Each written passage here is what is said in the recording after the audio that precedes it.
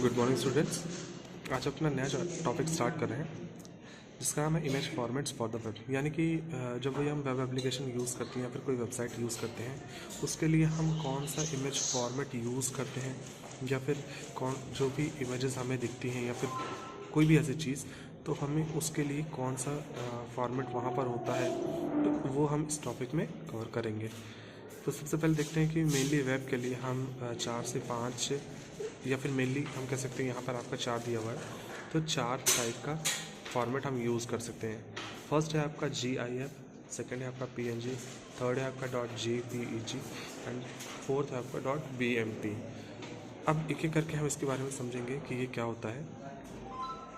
.gif का use basically जब हम देखते हैं कोई एनिमेटेड पिक्चर हमें देना होता है, चाहे वो 5 से 10 सेकेंड का होता है, ठीक है, तो उसके लिए हम GIF का यूज़ करते हैं। GIF के पिक्चर्स जो होते हैं वो बेसिकली पिक्सल्स से बने होते हैं। पिक्सल्स का मतलब देखते होंगे जब भी कोई पिक्चर होता है वो कुछ डॉट्स से मिलकर बना होता है और उन्हीं डॉट्स को उन डॉट्स के बीच में जो डिस्टेंस होता है वो इतना कम होता है जो आपकी आंखों से विजिबल नहीं होता। इस वजह से वो सारे डॉट्स आपको एक साथ दिखते हैं और उन्हीं डॉट्स के थ्रू एक इमेज, पूरी की पूरी इमेज आपके आंखों के सामने बनती है और वो कैप्चर की जाती है। और उन्हीं डॉट्स को हम क्या कहते हैं, उन डॉट्स को हम क्या कहते हैं, पिक्सल्स कहते हैं, ठीक है। तो हमेशा जब भी देखते होंगे आप तो कि इमेज को आप इमेज की रिजोल्यूशन जब आप देखते हैं तो उसमें पिक्सल्स के अकॉर्डिंग ही उसका रिजोल्यूशन सेट किया जाता है, ठीक है। GIF का फुल फॉर्म होता है ग्राफिक्स इंटरचेंज फॉर्मेट। यानी इसका यूज़ हम क्यों करते हैं, जब भी हमें कोई एनिमेटेड पिक्चर या इमेज देनी होती है उसके लिए हम GIF का यूज़ करते हैं। इसका इन्वेंशन किसने किया था, देखिए लिखा है the format was invented by CompuServe and it is very popular. यानी कि इसका इन्वेंशन किसने किया था, कम्पसर्व ने किया था और ये बहुत ही पॉपुलर मीडियम है किसी भी ग्राफिक्स को देने का या फिर इमेज को वहाँ पर प्रोवाइड करने का, ठीक है। नेक्स्ट है आपका .png। इसे हम किस तरह से प्रोनाउंस करते हैं, लिखा है देखा pronounce as ping. This stand for portable network graphics. यानी कि इसका फुल फॉर्म क्या होता है, PNG का पोर्टेबल नेटवर्क ग्राफिक्स। इसे प्रोनाउंस कैसे करते हैं, पिंग के, इसे हम प्रोनाउंस कर सकते हैं पिंग या फिर .png, ठीक है। इसका ये मेनली क्या होता है, ये डॉट जो आपका .gif होता है यानी कि जो आपकी GIF इमेजेस होती हैं उसका ये अपडेटेड वर्जन कह सकते हैं या फिर उसका रिप्लेसमेंट आप बोल सकते हैं। क्यों, क्योंकि इसमें कुछ ट्रांसपेरेंसी होती है, आपके कलर्स कुछ ज़्यादा ही सपोर्ट करते हैं इसमें, और जो आपका जो ब्राउज़र होता है वो मैक्सिमम वो थोड़ा सा स्केची इमेज सपोर्ट करता है। इस वजह से हम PNG का यूज़ करते हैं। बट कभी कभी ब्राउज़र जो होता है, कुछ पुराने ब्राउज़र्स जो आपके आते हैं वो पुराने ब्राउज़र्स आपके .png फाइल को डिस्प्ले नहीं कर सकते। जैसे देखिए यहाँ लिखा है some browsers still don't like to display .png files. यानी कुछ ब्राउज़र्स ऐसे होते हैं जो .png फाइल्स को डिस्प्ले नहीं करते हैं, ठीक है। तो हाँ, तो हम बेसिकली हम क्या करेंगे, .png फाइल जो हमारी होती है वो हमारा .gif का एक अपडेटेड वर्जन माना गया है, ठीक है। नेक्स्ट है आपका .jpeg। यानी इसे हम किस तरह से पढ़ते हैं, तो .jpeg पढ़ सकते हैं या फिर JPEG पढ़ सकते हैं, ठीक है। कभी कभी इसमें 2 नाम इस वजह से दिया होता है क्योंकि कुछ सिस्टम्स में, जैसे कुछ PC या मैक में आपके डॉट के बाद सिर्फ 3 या 4 लेटर ही सपोर्ट करता है, ठीक है। इस वजह से इसके लिए हम इसका यूज़ करते हैं, ठीक, .jpeg या फिर .jpeg का यूज़ करते हैं, ठीक है। JPEG का मतलब होता है कि जॉइंट फोटोग्राफिक एक्सपर्ट ग्रुप। यानी कि ये एक कंपनी है और इसने अपनी ही कंपनी के नाम पर एक फॉर्मेट तैयार कर दिया था, ठीक है। बेसिकली ये एक कंपनी है और एक ऑर्गेनाइजेशन है और उसी ऑर्गेनाइजेशन के बेसिस पे इन्होंने एक इमेज का एक एक्सटेंशन या फिर कह सकते हैं इमेज का एक फॉर्मेट तैयार कर दिया था यहाँ पर, ठीक है। ये फॉर्मेट इतना समझिए कि जब भी हम JPEG का यूज़ करते हैं तो ये एक लूजली कंप्रेशन होता है। यानी कि जब भी आपकी जो फाइल होगी .jpeg में वो कंप्रेस होकर आती है, आपकी ओरिजिनल फाइल साइज जो होती है अगर उसे हम .jpeg में कन्वर्ट करते हैं तो वो हमेशा एक लूज़ कंप्रेशन, यानी वो फाइल कंप्रेस हो जाती है, उसकी साइज़ छोटी हो जाती है। क्यों, क्योंकि जो इसमें से कुछ जो पिक्सल्स होते हैं वो पिक्सल्स ये हटा देता है, वो डॉट्स ये हटा देता है और उसे कंप्रेस कर देता है। उसकी क्वालिटी में भी थोड़ा सा डिफरेंस, हल्का सा डिफरेंस आपका आ जाएगा। बट आजकल के टाइम पे आपका सबसे ज़्यादा यूज़ किसका होता है? इसी फॉर्मेट का यूज़ होता है, .jpg का यूज़ होता है, ठीक है। नेक्स्ट है आपका .bmp। bmp का यूज़ हम क्यों करते हैं? bmp का यूज़ हम करते हैं बिट मैप में, जब हम कोई अपना इमेज प्रोवाइड करते हैं, ठीक है। यहाँ देखिए लिखा हुआ है pronounce BIMP, this is a bit map, यानी इसे हम किस तरह से प्रोनाउंस करते हैं? बिम के कहकर इसे हम प्रोनाउंस करते हैं। और ये क्या होता है? ये एक बिट मैप होता है। फिर देखिए यहाँ लिखा है you will probably never place a bit map as an image, यानी कि हम एक बिट मैप को ही कभी भी इमेज के तौर पर हम प्रेजेंट नहीं कर सकते, ठीक है। इस वजह से कुछ ब्राउज़र जो होते हैं वो .bmp का एक्सटेंशन यूज़ करते हैं, .bmp का फॉर्मेट यूज़ करते हैं, ताकि वो बिट मैप को हल्का सा कन्वर्ट करके उसे कंप्रेस करके आपको वहाँ फॉर्मेट शो कर सके।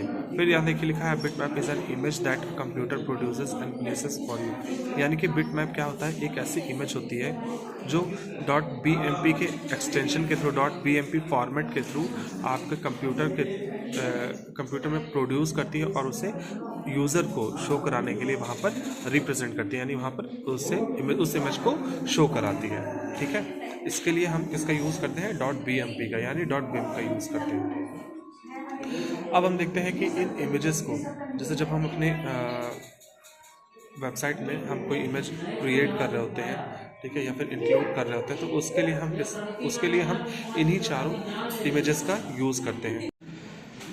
नेक्स्ट है आपका image height and width attribute. अब हम देखते हैं कि जब भी हम किसी इमेज को इंक्लूड करते हैं अपने वेबसाइट में, जब भी हम क्रिएट करते हैं और इमेज इंक्लूड करते हैं, तो उस इमेज को इंक्लूड करते समय हम उसके एट्रीब्यूट्स किस तरह से सेट करनी है, उसकी हाइट किस तरह से सेट करनी है, विड्थ किस तरह से सेट करनी है, ये सारी चीज़ें हम देखते हैं, ठीक है।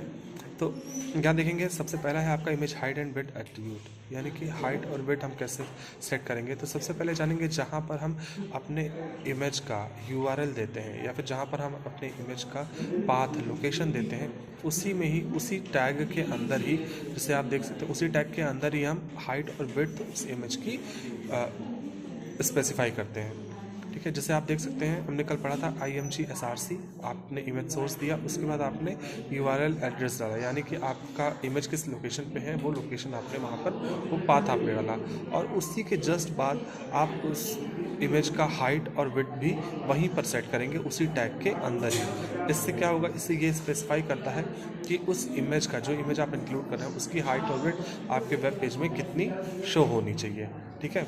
इसका देखिए एक एग्जाम्पल दिया हुआ है, जैसे यहाँ पर है आपका, और यहाँ पर IMG SRC दिया हुआ है, देखिए IMG SRC दिया हुआ है, एक लोकेशन दिया हुआ है, लोकेशन के बाद हाइट एंड विड्थ दिया हुआ है। अब हाइट एंड विड्थ के अकॉर्डिंग जब आप इसे रन कराएंगे, इसे सेव करके रन कराएंगे, तो हाइट और विड्थ देखिए आपका उसी अकॉर्डिंग चेंज होता जाएगा। अगर आप यहाँ पर हाइट 100 और विड्थ 50 कर देते हैं, या फिर 100 ही रखते हैं, तो आपका ये एक स्क्वायर शेप में आ जाएगा, ठीक है। तो इस तरीके से हम क्या करते हैं? इस तरीके से हम HTML में अपने इमेज की हाइट और विड्थ को सेट करते हैं। नेक्स्ट है आपका जैसे मेकिंग इमेजेस ट्रांसपेरेंट। अब सपोज हमें किसी इमेज को ट्रांसपेरेंट बनाना है, मीन्स बैकग्राउंड में क्या लिखा हुआ है, या फिर हम अगर कोई इमेज इंक्लूड कर रहे हैं और उसके बैकग्राउंड में हम चाहते हैं कि कुछ और चीज़ें भी हमें दिखें, जो चीज़ें लिखी हुई हैं या कोई और चीज़ स्पेसिफाई है वो हमें दिखे, उसके लिए हम किसका यूज़ करते हैं? ट्रांसपेरेंसी का यूज़ करते हैं, ठीक है।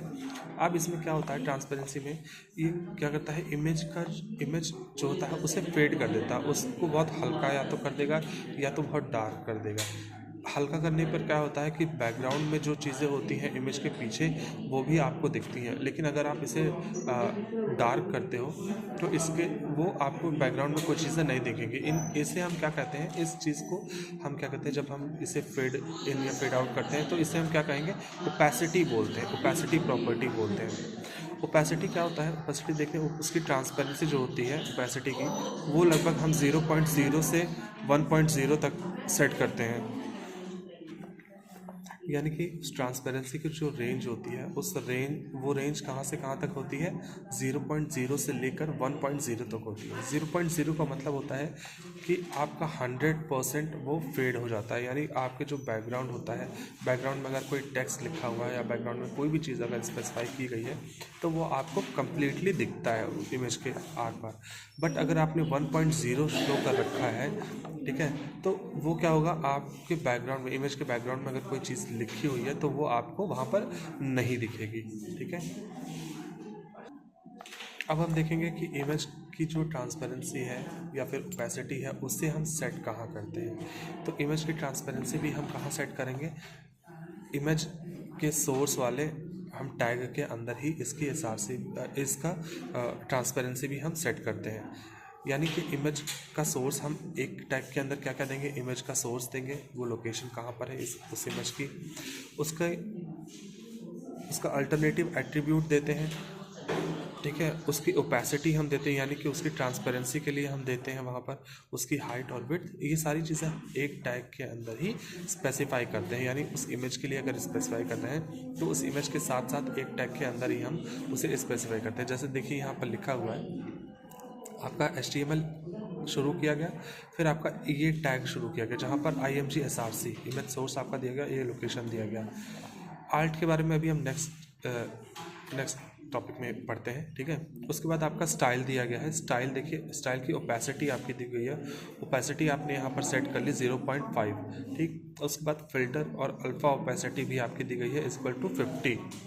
ठीक है, अब इसका क्या मतलब है कि इसके साथ साथ आप इमेज का लोकेशन दे रहे हैं। ठीक है, इमेज के लोकेशन के साथ साथ आप क्या क्या दे रहे हैं, उसकी ओपेसिटी आप दे रहे हैं, आप उसकी ट्रांसपेरेंसी सेट कर रहे हैं कि वो कितना ट्रांसपेरेंट होना चाहिए।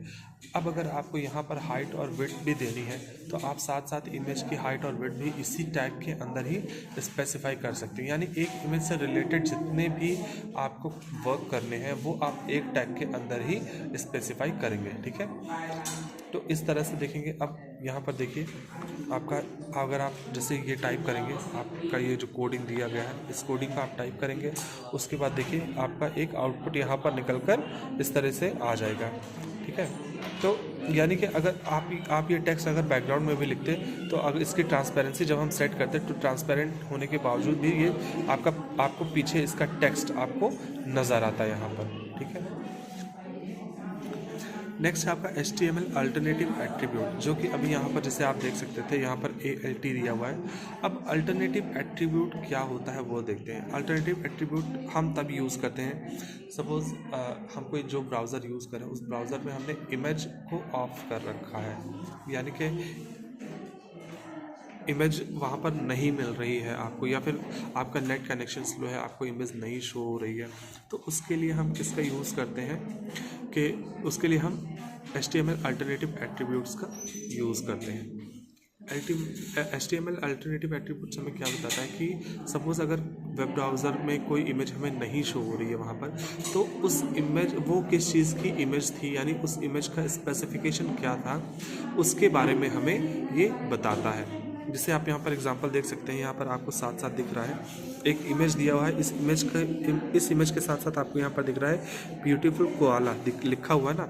अब ये क्या लिखा हुआ है, ये जो ब्यूटीफुल कोआला लिखा हुआ है यही आपका कहलाता है अल्टरनेटिव टैग। सपोज आपका नेट कनेक्शन वीक है या फिर जो ब्राउज़र आप यूज़ कर रहे हैं उसमें इमेज के लिए उसमें इमेज एट्रीब्यूट ऑफ करके रखा गया है, तो जब भी आप वेबसाइट को ओपन करेंगे तो वहाँ पर आपको इमेज नहीं दिखेगी, बट आपको ये पता चलेगा कि वहाँ पर कोई इमेज थी और किस चीज़ की इमेज थी वो आपको यहाँ पता चल जाएगा। इस अल्टरनेटिव टैग के थ्रू आपको पता चल जाएगा कि यहाँ किस चीज़ की इमेज थी। ठीक है, तो यही आपका क्या कहलाता है HTML अल्टरनेटिव एट्रीब्यूट। अब इस अल्टरनेटिव एट्रीब्यूट के लिए हम क्या यूज़ करते हैं, कौन सा टैग, ALT टैग यूज़ करते हैं। जैसे आप देख सकते हैं IMG SRC, यहाँ पर आपका लोकेशन दिया गया है या फिर URL दिया गया है, फिर ALT अल्टरनेटिव का यूज़ करके, अल्टरनेटिव ALT टैग का यूज़ करके ब्यूटीफुल कोआला यहाँ लिखा गया ना।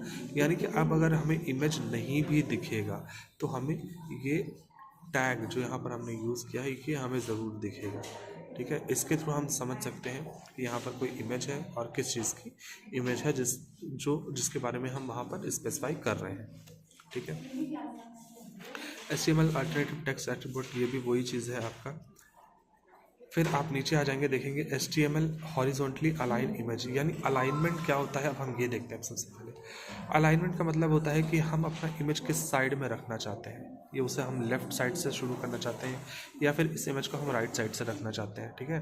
तो इस जब भी हम कोई टेक्स्ट होता है या फिर कोई इमेज को हम सेट करते हैं तो उसके लिए यानी वो कहाँ से शुरू हो कहाँ पर एंड हो, उसके लिए हम अलाइनमेंट का यूज़ करते हैं। अगर हम ये मेनली दो तरह से होते हैं, लेफ़्ट एंड राइट। देखिए आपको यहाँ पर दिया हुआ अलाइनमेंट, यहाँ पर राइट एंड लेफ़्ट दिया हुआ है। अब हम चाहते हैं, अब जैसे ये इमेज देख सकते हैं, ये इमेज आपका लेफ़्ट साइड से पूरा स्टार्ट है, यानी इसकी अलाइनमेंट क्या है, लेफ़्ट से है इसकी अलाइनमेंट है। अगर यही इमेज आपका राइट साइड तक एंड होता तो ये क्या कहलाता आपका, राइट, यहाँ से यहाँ तक अगर होता तो आपका क्या कहलाता, राइट अलाइनमेंट कहलाता, ठीक है। तो अलाइनमेंट का मतलब क्या होता है कि जब भी आप अपने इमेज को किसी साइड में रख रहे होते हैं या फिर किसी साइड में विजिबल उसको कराना चाहते हैं, उसके लिए हम अलाइनमेंट का यूज़ करते हैं। अलाइनमेंट का यूज़ भी हम किस में करेंगे, बेसिकली ध्यान देंगे ये सारे जितने भी आप काम इमेज से रिलेटेड कर रहे हैं, इमेज से रिलेटेड सारे काम आप इमेज टैग के अंदर ही करेंगे, जहाँ पर आप इमेज का सोर्स दे रहे हैं, URL दे रहे हैं। आप देख सकते हैं यहाँ पर IMG SRC URL एड्रेस फिर से आप वहाँ पर प्रोवाइड करेंगे और अलाइनमेंट आपने यहाँ पर सेट कर दिया, अलाइन टैग के साथ अलाइनमेंट सेट कर दिया, आपको राइट में देना है या लेफ्ट में देना है, ठीक है।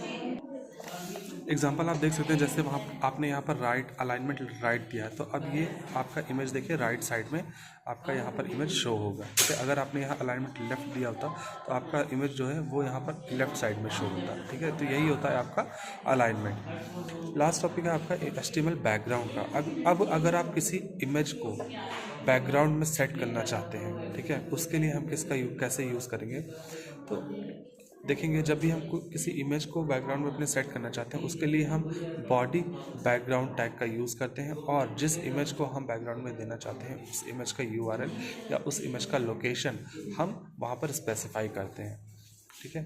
देखिए जैसे यहाँ पर आपकी कोडिंग दी गई है, HTML body background is equal to double inverted comma के अंदर आपका लोकेशन दिया गया है, ठीक है।